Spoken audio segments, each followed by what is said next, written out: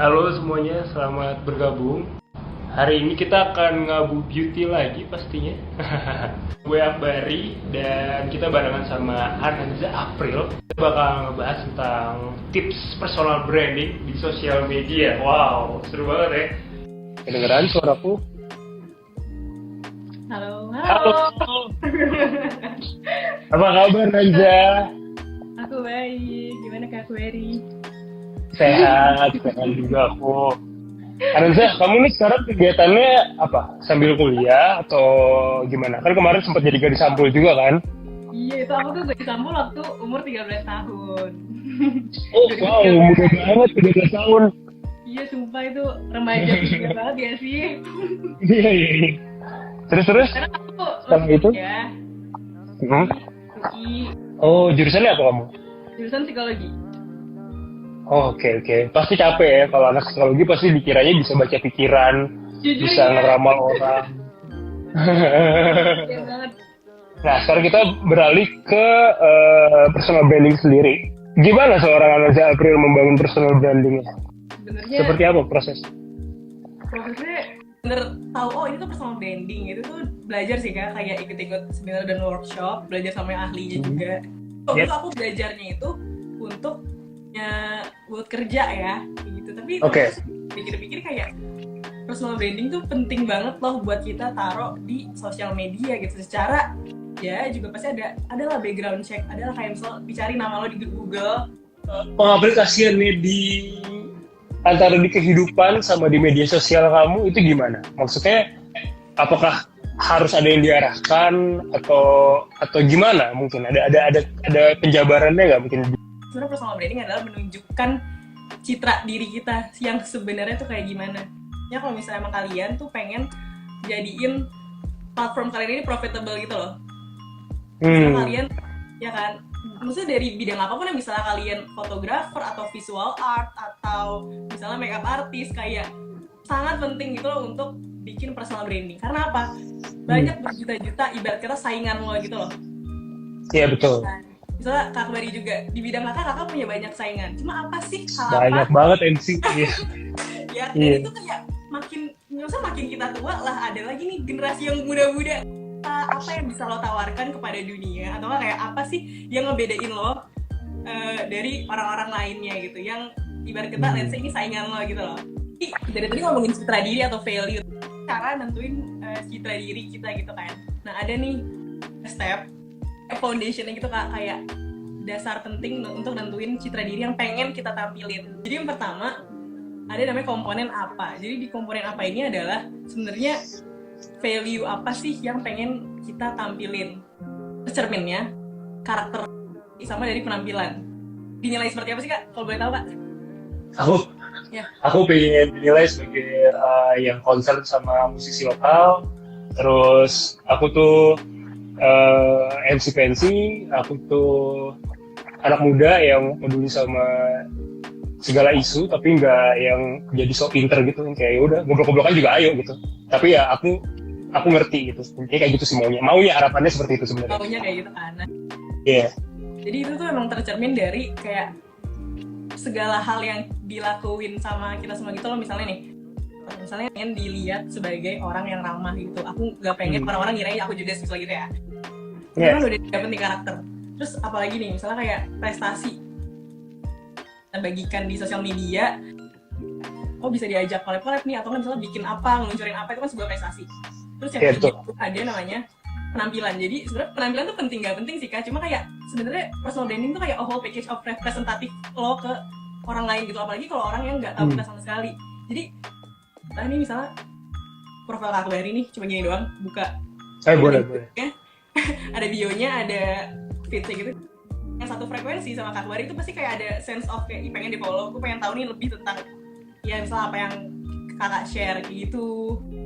Jangan bingung nih, misalnya gimana sih cara nentuin komponen apa ini atau nggak value-nya, itu segampang tadi kayak aku contohin ke Kak Bari, kayak apa sih yang lo harapin dulu nih, kayak lo tuh sebenarnya pengen dilihat seperti orang yang apa sih di sosial media.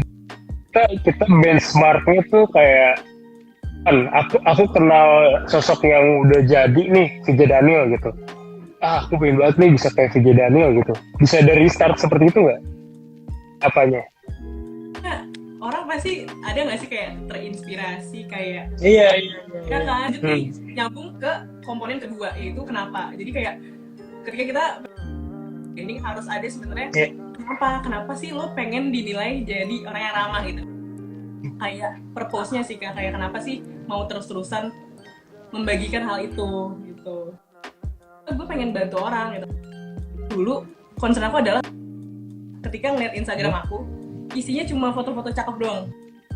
Aku kayak bukan cewek itu download aplikasi filter banyak ya kan ke tempat hits banget. Aku kayak gak tau ya, mungkin aku kalau misalnya ngeliat profil orang isinya foto cakep doang, kalau itu bukan temen aku gak bakal follow, aku gak bakal pengen jalin koneksi sama dia. Kayak maksudnya gak terlalu apa ya, beneficial dan gak ada ya udah penafsuan gitu ya. Terusan berinteraksi sama aku ya emang yang interest dan satu frekuensi sama aku, dan itulah sebenarnya yang emang aku inginkan dari dulu. Kamu expect ya? Iya, karena cara mapping konten, cara maksudnya waktu belum kayak strukturin kayak value dan purpose aku bikin platform di Instagram ini bingung nih. Tapi masa kayak yaudah captionnya gitu doang, atau kayak aduh masa kalau guilty gitu loh Kak. Aku ngerasa kayak jujur aja ngerasa kayak aduh ngapain sih gue punya Instagram gak guna gitu. Kan buat lo tuh harus bikin Instagram lo tuh seenggaknya bermanfaat bagi lo atau bagi orang lain gitu. Apa dan kenapa? Yang terakhir Bagaimana? Jadi bagaimana sebenarnya semua yang udah kita omongin ini dari tadi, misalnya kayak iya gue pengen bermanfaat, gue pengen dinilai jadi orang ramah, gue pengen nunjukin iya gue tuh sebenarnya misalnya kayak fotografer lah, atau misalnya gue tuh interest di bidang fashion gitu, misalnya sebanyak itu. Nah gimana cara ke publik gitu kan, komponen ini udah jabarin. Nah caranya gimana, itu tuh ternyata harus serepresentatif itu, mulai dari lisan kita, terus apa yang kita bagikan, terus juga tadi penampilan kita, share tentang musik, atau dukung musik Indonesia gitu. Dan sampai Kak dari suatu saat ngepost gitu, karena kalau itu udah terjadi aja, itu udah terjadi, itu tuh katanya ngurangin apa ya, trust dari audiens kakak gitu. Jadi kayak lah kredibilitasnya berkurang. Iya, kayak lah ini orang gimana sih gak konsisten gitu. Stylist ya kayak gitu. Oke, sebenarnya mungkin sih gue stylistin orang, tapi kalau misalnya lo di Instagramnya kelihatan malah berantakan, nggak jelas, apakah ntar klien-klien bakal percaya gitu ya kan? Jadi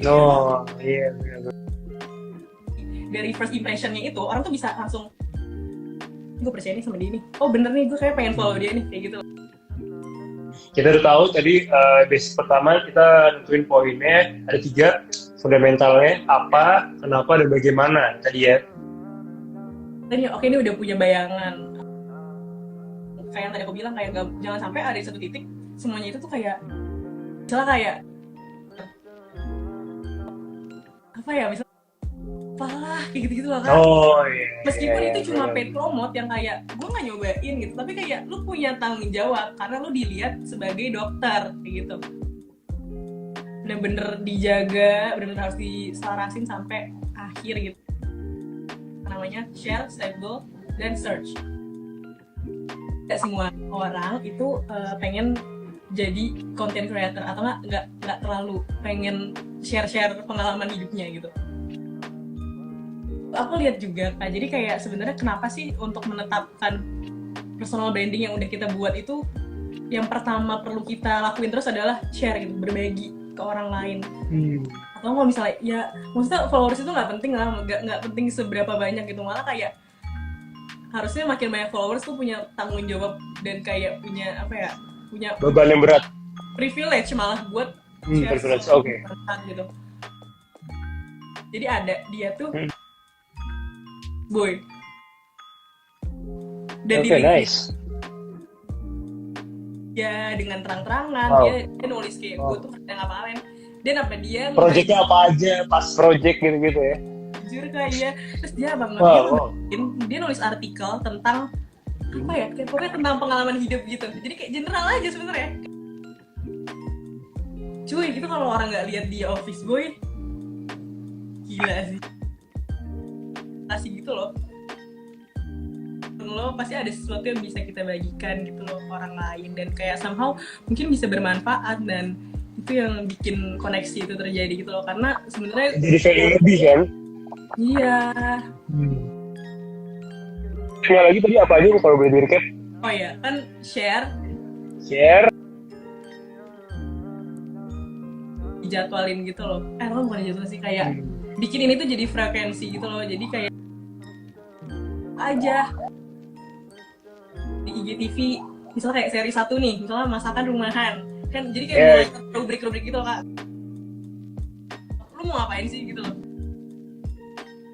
Jadi kenapa sih untuk sustaining personal branding yang udah kita buat, kita harus ada komponen search ini. Jadi search itu tuh meliputi kayak gimana sih kita terus tambah ilmu gitu loh. Personal branding makin komunitas yang sefrekuensi aja. Ini platform yang tepat buat kita gitu.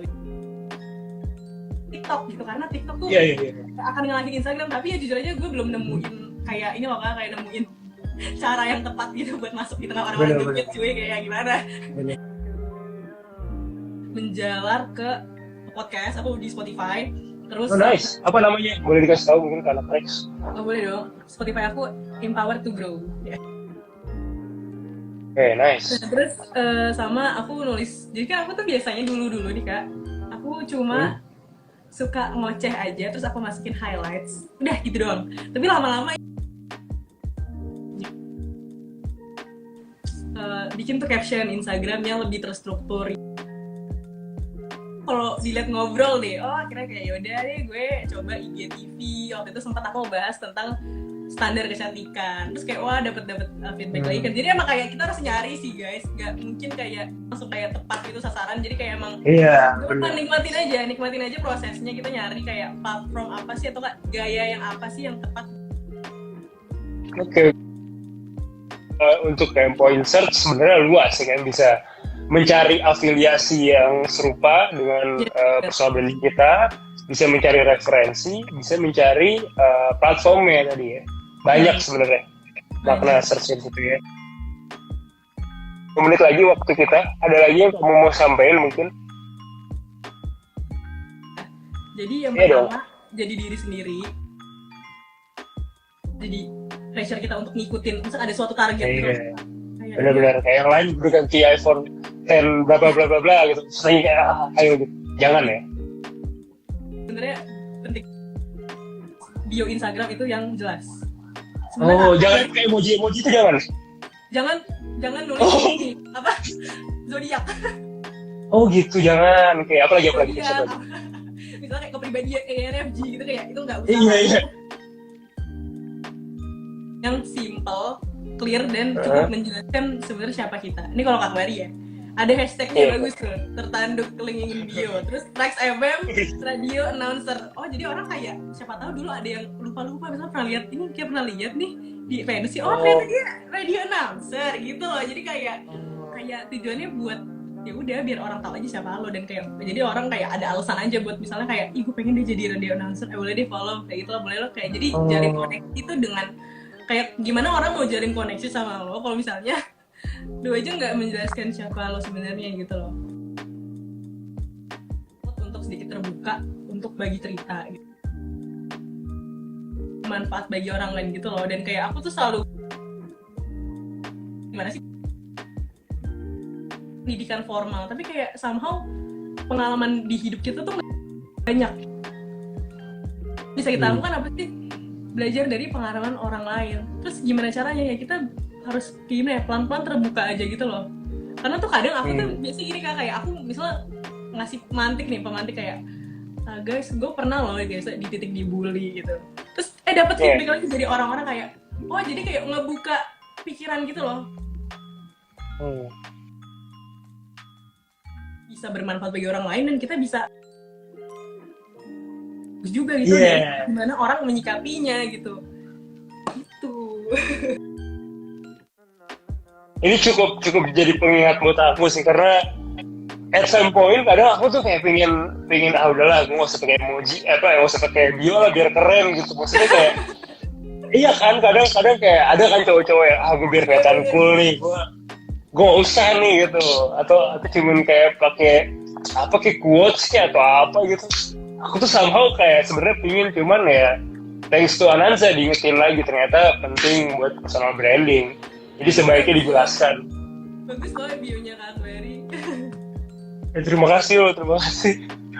Aduh, tapi aku kadang ya somehow ya, mungkin ada sisi insecure ya, kayak mungkin aku ngerasa kayak, ih kok rame banget ya bio gue kayak gitu, kayak kalau lihat teman-teman yang lain ya kan, kayak rame banget. Apaan sih Akbari so asik gitu kan? Kadang aku suka ngerasa gitu loh sebenarnya sejujurnya. Iya. Takut dikata so apa sih lo? Iya lo. Iya. Iya. Jadi tadi bilang build a real connection. Nggak tahu akan ada opportunity dari orang-orang yang mungkin sebelumnya nggak kenal gitu loh. Bener sih. Drama dan impactful ya kan. Itu tujuannya kan. Karena lu meninggal harus ada legasinya ya sih. Wah, berat pembicaraan kita. Pokoknya seru banget hari ini Ngabu Beauty bersama Anansa April ya. Sukses selalu. Nggak ada lianya gimana sih Anansa April? Baru udah anak tracks buat yang sudah Ngabu Beauty. Hari ini seru banget. Itu juga. Pokoknya ya, wish you all the best Anansa. Iya, kalau kayak ulang tahun nih. Iya, ulang tahun. Akbari juga ya. Selamat buka puasa juga anak tracks.